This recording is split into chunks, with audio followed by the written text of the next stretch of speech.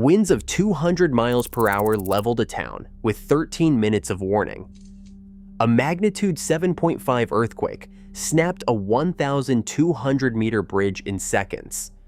Lava swallowed half a square mile of homes while families ran, all of it caught on camera. Pure chaos. And in every case, what separated the living from the dead was a split-second decision nobody saw coming. A strip mall in Moore, Oklahoma, barely registers on the radar until the sirens start. At 2:56 in the afternoon, the National Weather Service issues a tornado warning.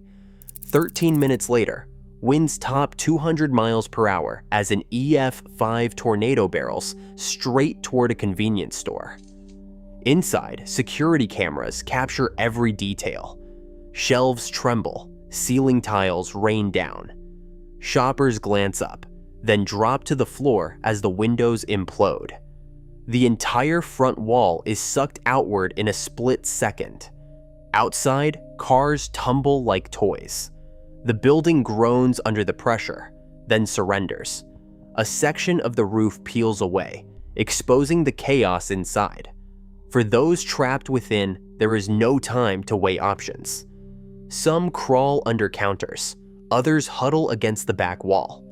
The difference between life and death comes down to a few feet and a few seconds. The EF5 rating means winds over 200 miles per hour, strong enough to rip homes from their foundations and drive debris through concrete. 24 people die across Moore that afternoon. More than 150 are injured. The store's security footage becomes a grim record of what happens when nature gives you 13 minutes to react. Shift to Indonesia on September 28, 2018. The Palu Koro Fault ruptures without warning, unleashing a magnitude 7.5 earthquake. The ground beneath the Talise Bridge liquefies in less than a minute. Cameras mounted on nearby buildings show the bridge's 7 spans, each about 75 meters, shuddering violently. The central pier sinks nearly half a meter as the soil loses all strength. The deck twists, then snaps. In just seconds, the continuous reinforced concrete girder fails. Vehicles and pedestrians are tossed into the river below. The bridge, designed to survive strong shaking, stands no chance against the combined assault of soil liquefaction, sudden foundation settlement, and dynamic resonance.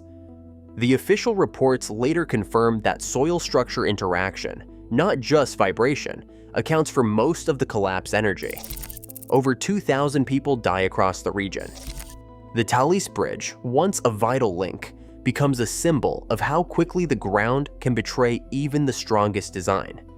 Both scenes unfold with almost no time to process what is happening. Whether wind or quake, the thread is the same. The rules change in an instant. For store patrons and bridge commuters alike, survival hinges on instinct and luck. There is no warning long enough, no engineering strong enough to guarantee safety when the world turns against you. The only constant is the speed at which chaos takes over. In Leilani Estates, Hawaii, a quiet neighborhood faces a new kind of disaster, one that arrives not with wind or shaking ground, but with fire that moves like a living thing. On May 3, 2018, the Earth splits open along the lower East Rift Zone of Kilauea.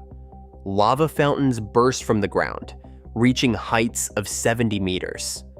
The flow rate peaks at over 100 cubic meters per second, enough molten rock to fill an Olympic pool every 25 seconds. Residents scramble to pack what they can. The air is thick with sulfur and the crackle of burning vegetation.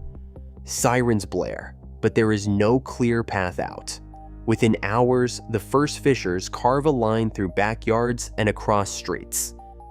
Asphalt buckles, power poles ignite, and homes vanish under the relentless advance. By the end of the first day, more than a dozen houses are lost. The sound is constant, hissing, roaring, the dull thud of collapsing roofs swallowed by lava.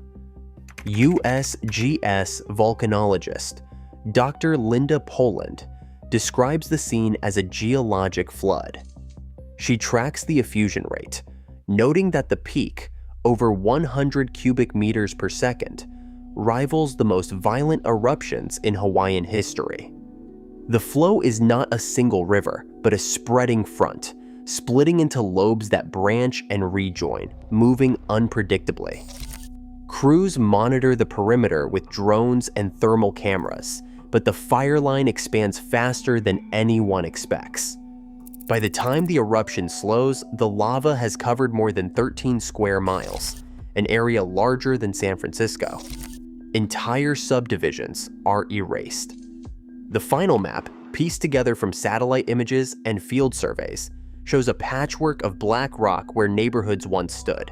The scale of destruction is almost impossible to grasp from the ground. For the people of Leilani Estates, the chaos is total. Some residents watch from a distance as their homes disappear, powerless to intervene. Others escape with only minutes to spare, guided by the glow of the advancing flow. The eruption rewrites the landscape in hours, leaving behind a hardened memory of heat and loss. In the aftermath, Dr. Poland and her team sift through the data. The numbers, peak flow, and area covered tell the story of a force that cannot be reasoned with or resisted. The lesson is clear. When the Earth opens, there is no stopping the fire on the doorstep. The only choice is to move, to adapt, and to remember how quickly everything can change. Rain falls in sheets over the hills above Atami, Japan. In just 24 hours, the gauges register 250 millimeters, enough to saturate every layer of soil. By mid-morning, the hillside cannot take any more. Mud and debris break loose, swallowing roads and homes in a torrent that barrels downhill at terrifying speed. Security cameras in local hotels capture the moment the earth gives way, a black wave of mud, cars tumbling end over end, power lines sparking as they snap. Residents sprint for higher ground, but the slide moves faster than anyone can run. Slope analysts later trace the origins to a buildup of waterlogged fill left unchecked after years of heavy development. The city's retaining walls, built for storms of the past, offer no resistance. When the mudslide finally stops, more than 24 people are missing. The official count lists at least 27 dead, with dozens more injured. For the survivors, the warning comes too late, a reminder that even the most advanced civil defenses can be overwhelmed by water's relentless force. Shift to Zhengzhou, China. In July 2021, relentless rain pounds the city for days, dropping more than 250 millimeters in a single afternoon. Underground, passengers on Metro Line 5 find themselves trapped as water pours onto the tracks. Within minutes, the subway cars fill chest deep. Emergency lights flicker. 200 riders press against the sealed doors, fighting for air as the water rises. Some call relatives to say goodbye. The Metro's floodgate system, designed to hold back surges, fails under the sheer volume.